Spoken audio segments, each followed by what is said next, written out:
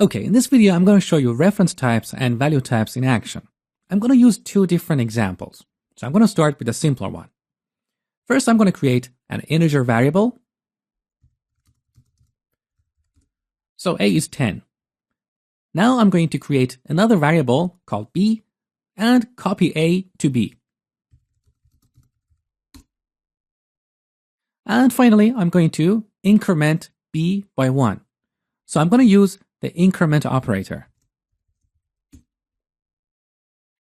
Now I got a question for you. What do you think the value of a is going to be at this point? Is it going to be 10 or 11? The answer is 10. Because integers are value types. So when we copy a value type to another variable, a copy of that value is taken and stored in the target location in memory. So let's verify this. I'm going to use console.writeLine. And here I'm going to display a and b on the console. What is a good way to display a and b? We can use string format. Remember string format? So string.format. Here we supply a format string.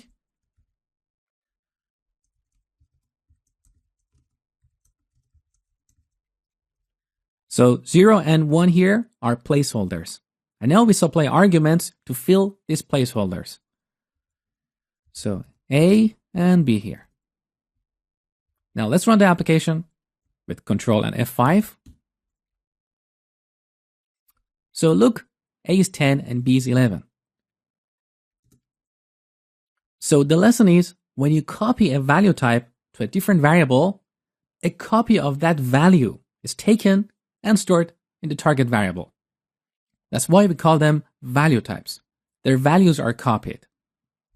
Let me show you what just happened in memory. So imagine here is the stack, and somewhere in the stack, we have a location identified by A, and in that location, we have the value 10. When we copy A to B, a new location in memory in stack is created, identified as B, and the value we had there in A is copied to B. That's why these two variables are now completely independent, and making a change to one does not impact the other. Now let's see reference types in action. So this time I'm going to create an integer array. And as you know, in C#, an array is a class. So it's a reference type. So let's create array1.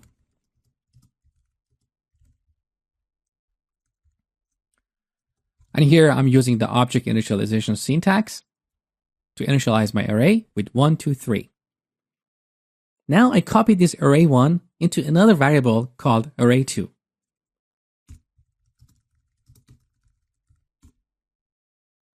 And finally, I'm going to make a modification to array2.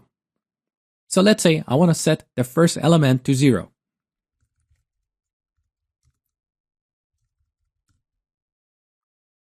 At this point, what do you think is going to be the first element of array1?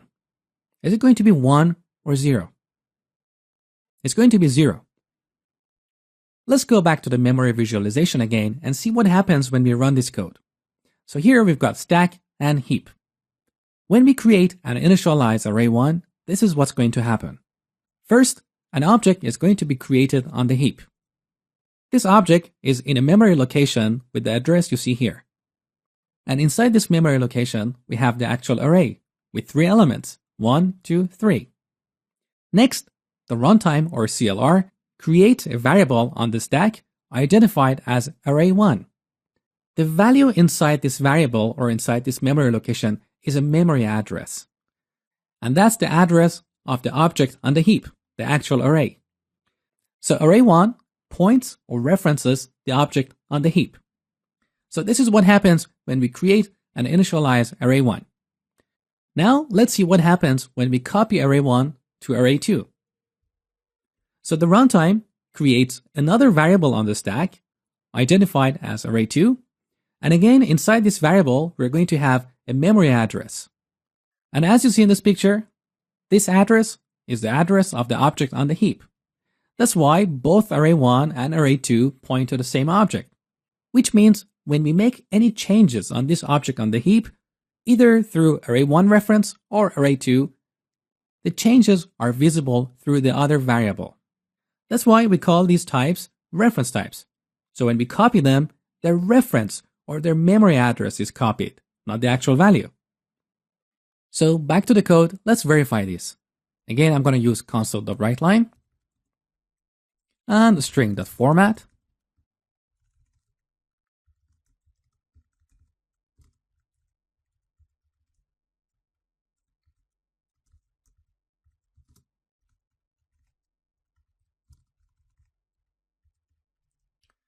So I display the first element of both array1 and array2, and they both should be 0. Let's run the application. They both are 0.